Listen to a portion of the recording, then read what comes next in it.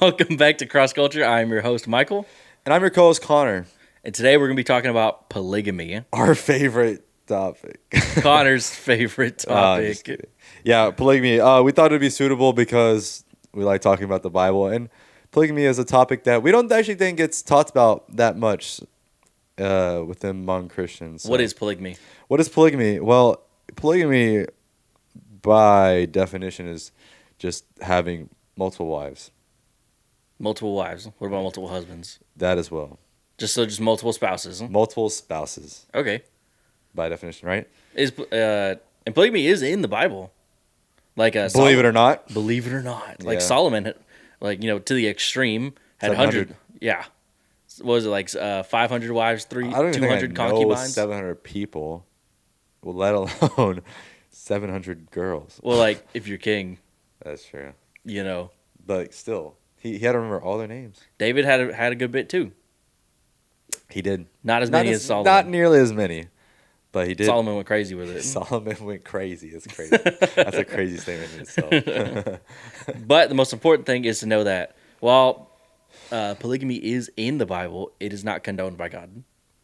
God's initial design is for one man and one woman to be one flesh. Yeah, pretty much. So, with that being said, is there any circumstance where polygamy would be like okay, like today in our world? Let's just say in America. Like from a worldly view or biblical view? Oh, Because biblically. the worldly view, absolutely, it says, well, not usually. It's not to say have a bunch of wives in the worldly view. It's usually like have a bunch of girls around you at all times. Yeah. But I would say biblically, is it okay? no, not at all. Biblically, not at all. It's one man, one woman. Jesus Christ says he quotes Old Testament a lot, and one of them is so that a man will leave his household to be with his wife. Yeah. His wife, Wife. not wives. Wife. Wife. No multiple. No. Zzz. But No zzz. Yeah. Yeah. I totally agree with you. I don't think anything, especially in America today, that would really permit a situation where there would need to be, um, you would need multiple wives or you would need multiple husbands. So yeah. So you did kind of go over it. You said that in the Bible, there's circumstances where there is polygamy, right? hmm And so, like, how do we kind of like address this? And were those okay then? no, not even back then. They weren't okay. Really? It's something that they did, and it's something that the book of Exodus does talk about, where Moses writes about a man if he's married to someone and he's married and that man gets married to someone else. He says not to discard the old wife, but don't deny her of any of, like any love or attention, or like don't feed her less than your other wife. Hmm. Don't show favoritism. Love them both, but don't continue marrying more people. So he wants you to stop the practice, but if you're married, he doesn't want you to get divorced. Yeah. Especially Jesus talks about divorce a lot. He's like, don't do that. Don't get divorced. And there's only two circumstances in the New Testament, and that's one given by Paul later, and he says is off of abandonment, and then the one given by Jesus Christ, where adultery, are you cheated on? So divorce is very frowned upon. While of course like polygamy isn't right either, but if you are married, in the book of Exodus, the older Testament, the Old Testament, yeah, The older the testament. older. It is the older one. He just says continue to take care of what you have. Don't discard them. Don't just throw them out for what would essentially probably be your favorite. Because if you're starting to pick between, okay, now I have all these wives that I had, like say you were before you're a Christian, right? Mm. And then you found Christ and he's been entered your life, and you're like, well, I know polygamy's wrong. How do I live with that? And I would try to go off of what Moses said in the Old Testament, because there's nothing directly in the New Testament like how to handle that. Mhm. So I would try my best to do, this is what God says in the Old Testament. This is all I got. I'm going with it. Take care of what I have, and do not continue. Stop Yeah. at where you're at. Yeah. But So you think that they like, let's say Christian, like how you said, Mhm. was married to multiple wives, like before he was a Christian, Sure. then converts, right? Should he divorce like those other wives and just stick to one? I Or definitely don't think he should divorce. okay, I don't think that the entire situation is wrong. Polygamy is wrong, hmm but divorce is also wrong. You don't right. right a wrong with a wrong. So you think you should stay with all four? I think so. Hmm. And again, like I'm not saying polygamy is right. I'm not even supporting it at all. It's still a wrong thing to do. But you are in the situation you're in, and you can't right a wrong with another wrong. Hmm. That's interesting. Um, Me personally, Okay. I think that in the I think that there were actually specific scenarios where polygamy was actually condoned and was okay. Oh, I think there is. you think it was God ordained? Yeah, Okay. I'll say it. I think I can find the scriptures, but it's in Deuteronomy where it talks about if a man's wife or if a man dies and he was married, Hmm. that the wife should then go to his brother, Right. the man's brother, and obviously it doesn't. It's not like even if the man has a wife, then he should. But it doesn't say that. But it's pretty inferred that most often than not, the man would already be married in this scenario, and so when we see that the s- the widow of the man's brother has to go to this man now, Hmm. um, like even if he has another wife, like this is something that he has to take on. Hmm. And I think the reason for this back then was because women were not able to basically like they were not people, full people without a husband or anything. Not like they were in the eyes of God, everybody was equal, even back then, even back then. But their status was not the same. Right. Like back then, like women couldn't own and buy land. No, The only way they could own land was like if the father only had daughters right? and the father died. Like that's like the only scenario brought up Yeah. where they can be the owner, but like there's a lot of like cultural differences from back then to here. hmm And again, it's like not to say like they're worth any less, of course they aren't, but again, like women couldn't buy and own land just on their own merit. hmm So, Yeah. So I think in those specific scenarios, like polygamy it's okay. And it's not God's design, right? It's not God's initial design, but it's like one of these laws that just because of our imperfect world mhm. happens because we are imperfect, and without Adam and Eve sinning, they wouldn't even be in this position in the first place. Right. But because that happened, God makes laws, Hmm. and so in this specific scenario, polygamy is okay. Now, I don't think that it's okay today. I don't think there is any scenario where a man should go and seek more than one wife Hmm. because women even today are not um, the same in this culture, right? But also because I think the Bible in the New Testament kind of permits it, and it's right, like we said, it's not God's design. Right. God does not intend for you to have multiple wives, and these men, I don't even think these men back then were like wanting to seek multiple wives. Like they weren't gonna like take on their brother's widow just because he wanted to. It was like, no, I'm doing this out of because I love my brother and because I love my sister-in-law, Hmm. and I'm gonna take her in now. I think we get clear word from God in the book of, say it with me, Mike. 1, 2, 3, Titus. Oh, okay. I just wanted to hear if you were gonna like agree with me. You know what I'm saying? I have the book of Titus bookmarked right now. Yeah, it's one of those that brings up this example, and the reasons for this is because um, the book of Titus is just telling Paul is telling Titus how to like live in Dude, I how to always bump it. stop bumping. Yeah, but the book of Titus was written to Titus by Paul, and it's going to get into like how deacons should live, right? I think this is found in well, Well, it's also in First Timothy yeah, but I like Titus a little better for this one. because the First Timothy chapter 3 talks about qualifications for overseers and deacons. Yeah, okay. So says in verse 5, it says, "This is why I left you in Crete so that you might." This is chapter 1 verse 5 of Titus. "This is why I left you in Crete so that you might put what remained into order and appointed elders in every town as I direct you. If anyone is above reproach, the husband of one wife, and his children are believers, and not to charge of debauchery or insubordination. Mm-hmm. So it literally says one wife, and that's to live above reproach right there. Or if anyone is above reproach, he needs to be only having one wife. Right. Yeah, no, even like when it talks about qualifications and of overseers and deacons and 1 Timothy chapter 3, it always mentions his wife, not wives. Mm-hmm. So I believe that if someone was coming from outside the Christian faith, had multiple wives, again, like I don't think he should divorce all of them, but I don't think he can be in like certain positions of like the church because he has multiple wives to take care of. Like I don't think he could be an overseer or a deacon. Yeah, just because he previously, like, because I think even because, obviously you're a new creation in Christ. But right. It's not like you're not forgiven. No, exactly. But your past sins have effect on you, like in some scenarios, right? Sure. Like this example right here. If you had multiple wives, you're not able to be a leader. Right.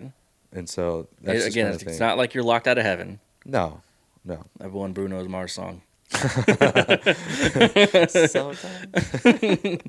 You make me feel like no.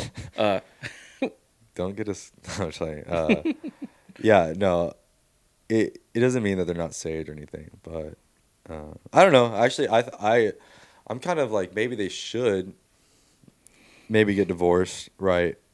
But like you said, a wrong does not. You can't have two wrongs to make it right. Yeah. Ain't no racetrack. 3 less make a right. No, this ain't that. No wrongs. No wrongs make a right. No wrongs.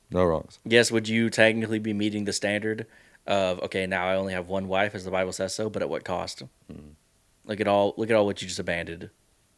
Especially if you have say 4 wives, then you have 2 kids with each wife, and you just divorce 3 of them. Yeah, it's a pretty weird situation. It's a bad situation. Yeah. But like I don't like not only like how are the wives gonna feel now that their ex-wives like okay obviously he didn't love me as much as that one. How are the kids gonna feel? Like you're limiting your like affection that you can give them by removing all of that out of your household. Mm-hmm. So again, polygamy isn't right. Polygamy is wrong. But you have to make the best of the situation that you're in. Agreed. So I don't think getting divorced is the answer. I don't. Mm-mm. But it's still not a right thing. Yeah. But take care of what you have. But again, like you doing this, you've limited your opportunities. Mm-hmm. And that happens in regular world. If you do certain things, certain doors to you are shut. Yeah. Yeah, and it doesn't mean that, like you said, they're not saved. But it also doesn't mean that they can't be serving in the church as well. Right. No, you can still serve in the church. They can't have a leadership position, right? At least as an overseer or a deacon, yeah. True. Right. Like could they lead a worship team? I mean, probably. I don't know. Really? I don't know. That one's getting a little finicky, but maybe they can be on the worship team. I don't maybe know. like they can still serve. Right. They're able to serve and stuff. And definitely like one thing like that can't be done is like the church can't have malice towards them because they have multiple wives. They can't just be like, oh my gosh, this person's such a sinner, way more than me. No, we have to be loving towards them too. You can't treat them differently. Yes, are certain doors shut to them? Sure, yeah, but I can't treat him differently. I have to love him. I don't know. I kind of think that the church should low-key encourage. I don't know. You want to be a hater? It's just no. It's just such a weird situation because like my thought is like I think the church should encourage them to get divorced, but it's like who do you divorce, right? I because don't think the church should ever encourage divorce. Well, I know it's so difficult, but they also shouldn't encourage polygamy, and so it's like. Which one do I don't know. But here's my thing as well. It's like, okay, let's say church on Sunday, right? And you see your boy, let's say his name is like Gerald or something, just walking in with his 4 wives. He's like, all right, Jessica, I don't know the names, right? But he's walking in with 4 wives. It's like, and other people are seeing that, kids are seeing it. I don't know. But and also really that comes with like a lot of like discipleship of like how you disciple your kids. Yeah. Like if the say you with your one wife show like your kid sees that and they're like, It's like, well, why what the did heck? Yeah. right? You have to inform them that the decisions that were made and what we have to do with it. And again, like I think I don't think divorce is the answer. Yeah, I have heard the story before that this guy who's a new convert was wanting to lead, right, in the church, and the minister at the time, he was saying like, well, because you have multiple wives, like you're not able to lead, Right. and he said like, I can fix that, and it's not what you're thinking.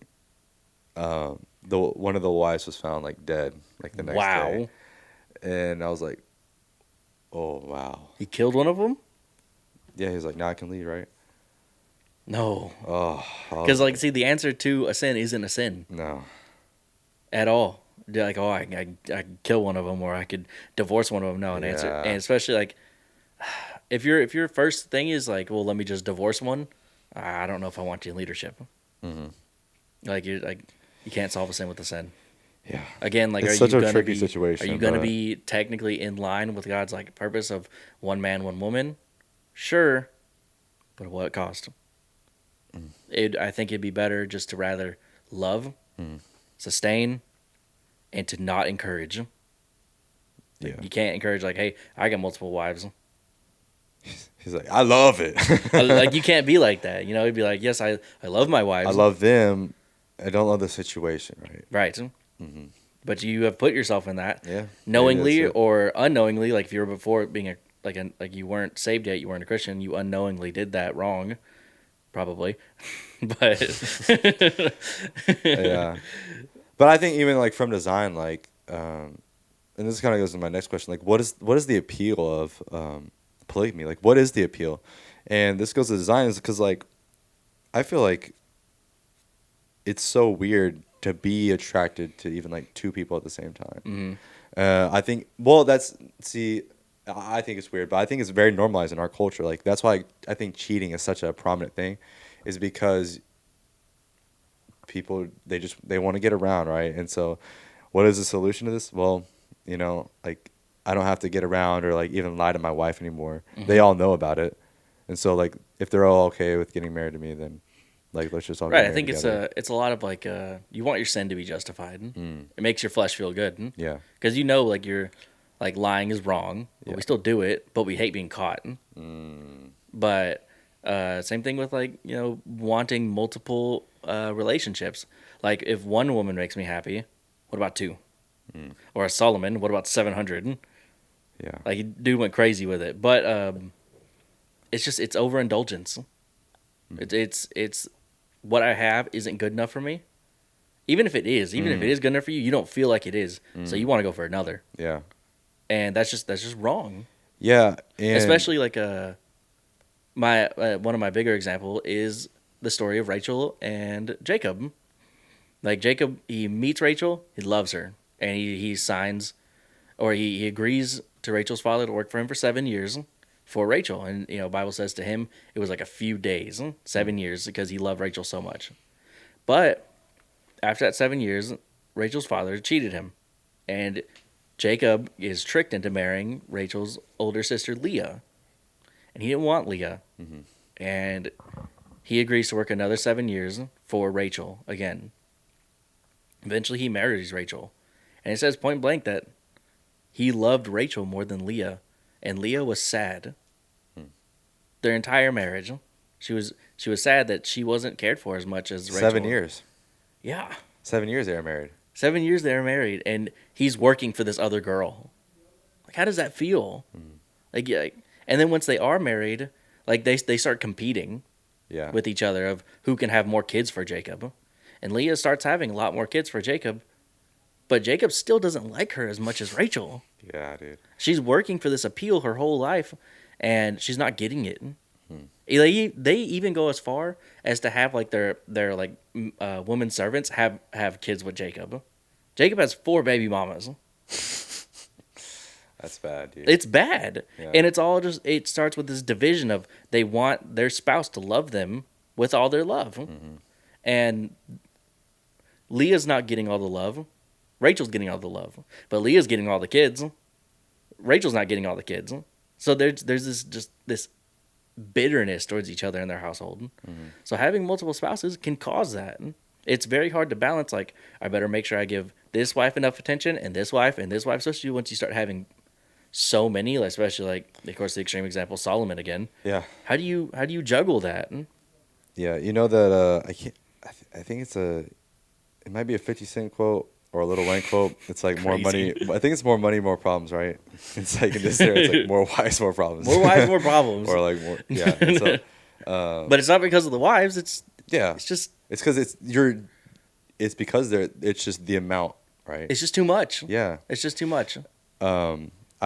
And we know about this in Japan. A big thing in their culture is like it's okay to actually cheat over there, Right, like the wives like expect it, and like they're almost okay with it. as long as there's no emotion behind it. It's Right. just purely physical, which means that you like the guy is understanding that he's saying no, like my wife cannot provide for me physically, and so I need somebody else to do this, right? And so Right, it's very important to be physically attracted to your partner. yeah. Like a lot of like especially the world today will call it like shallow to like only like to value if someone's pretty. Like no, it's important to look at my partner and be Right. like, dang. And yeah, here's the thing as well. It's like here's what you're doing. If you're like not attracted to them, it's like I'm staying with this person even though I'm not attracted to them. Even though they're one of God's children, and there's probably somebody out there who is more attracted to them than you are. You know what I'm saying? Like that would be more attracted to them. And so it's like, what am I doing? Like if I'm not even attracted to this person, like trying to be with them, you know? Right. When somebody else actually does find them like so beautiful, like and they're obviously beautiful. Everybody's beautiful in God's eyes, you know. Right. But it's like some people just have preferences and stuff. So Yeah, totally. Like some people there's like different kinds of girls, and different kinds of girls like different kinds of guys. exactly, And that's completely okay. But it is important to be physically attracted to your partner. yeah. But I didn't know we were going here. Because like if you aren't, then you leave that room of like seeking what you want. You're like, man, I love my wife and I love hanging out with her, but she's not like that girl over there. And Like that's bad. That is really bad. Jesus says, and on the Sermon on the Mount, he says, if you even look at a woman with Lust in your heart. you've committed adultery. Yeah, Like that's it. You did it. it's bad. That's bad. It's important to be satisfied in who you're with. Because if you're not satisfied, first off, don't get married if you're not satisfied. Yeah, If you get married, then you're kind of stuck. yeah. If you get married before, like, if you're trying to just get married for the sake of getting married, and you're not satisfied, like that's gonna create issues in the marriage. Yes. You know.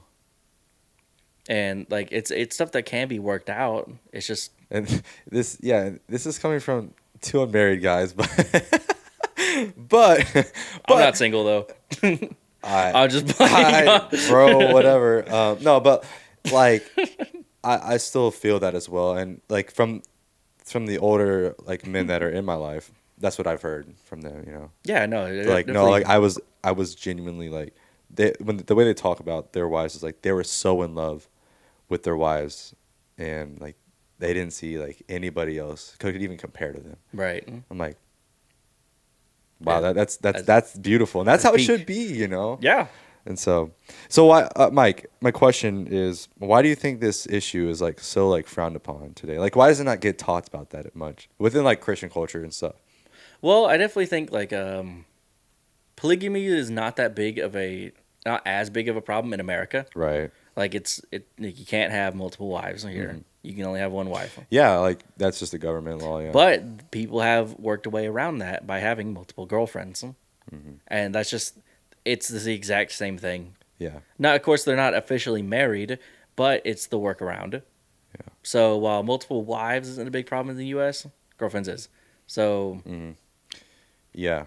and it's definitely something in like certain cultures where it's just like, hey, we condone that, have as many freaking as possible, you know, and that's not good. It's not healthy. It's not respecting of the people who they are. It's not real intimacy. It's just satisfaction.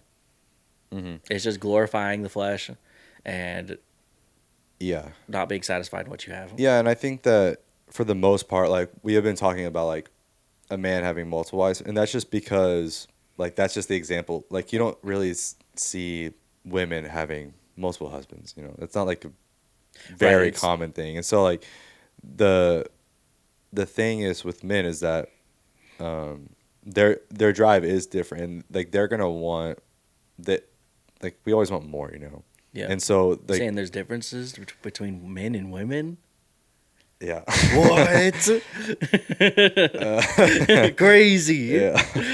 But like I think men are like generally more like sexually driven, like just based off like testosterone and stuff, and so like they have this constant need like I want more, I want more, I want more in this like sexual way, and so whenever you're not satisfied or I don't like the word content because it's like not even satisfied either. It's like whenever you don't like love your one wife, like you're gonna be like wanting more Right. because It brings room for cheating. yeah. But I think it's a issue that doesn't get talked about too much. I definitely think it gets overshadowed Yeah. by like other sins that are more prominent, which Yeah. doesn't mean they're necessarily worse or better, but like there are definitely more prominent sins here in America, and I'd say probably the most prominent one is probably homosexuality. Really? I think the most prominent one is actually sexual immorality. And Okay. I guess homosexuality could go into that, but I think this has to do with polygamy because a form of sexual immorality would be like having multiple partners or Right. even fornication, right? I think that's the biggest one in America. And here's the thing: is why like divorce is so bad as well is because divorce basically gives you an out into a covenant. When you get married, it's a covenant with you and that one person. Right. And a Christian, it's you, that one person, and God. Uh-huh. It's not just y'all two. Jesus is in it. Right. And so the normalization of divorce, like, what is the number? Like 50%? It's freaking. It's way too high. It's and, high. And the reason is because it's so accessible. And, I personally don't think that it should even be allowed just in the country. Like, I don't think it should be permissible. Well, I think it should be. I won't get into that. But I mean, I think it should be allowed with the church, but not like. Under certain circumstances. Yes, like which under are those circumstances. The two circumstances of abandonment or uh, adultery. Yep. And especially because, like, a lot of times when, like, people get divorced, like, it's not for good reason. No. They'll tell them, like, oh, the love wasn't there. But Oh gosh, man. love isn't something you work, like. It's not a feeling, it's a commitment. Well, yes, that's true. What I'm trying to say is you don't work to get love. Love is something you find, and then you work to keep it. Mm-hmm. You can't just let love sit there; it'll die, right? But you do find it. You'll find it with people, and most importantly, you find it with Jesus. Mm-hmm. And Jesus is always there. His love will never die. People's love will die. You have to work to keep it, but Jesus will never die. Only on our side. We are the ones with flaws, but like. If you don't work for that love, you'll start trying to find it somewhere else. Yeah. Because if you keep finding it and finding it and finding it, but not Sorry. taking care of it, Yeah. it will die. It will die. Yeah. It's gonna die. What? And so, yeah, the relationship and the love. But yeah. Yeah. But I think that's all we have for today on this topic of polygamy. I hope you got some information out of it. We'll always keep preaching that the way to eternal life is through Jesus, which is believing that he died, was buried, and rose again. And that's how you can be saved, is by believing in that. But anyways, grace through faith. By grace through faith. This has been your co-host, Connor. I've been your host, Michael. Thank you for watching Cross Culture, and we'll see you on the next one. Peace. Adios. Ah. Like and subscribe.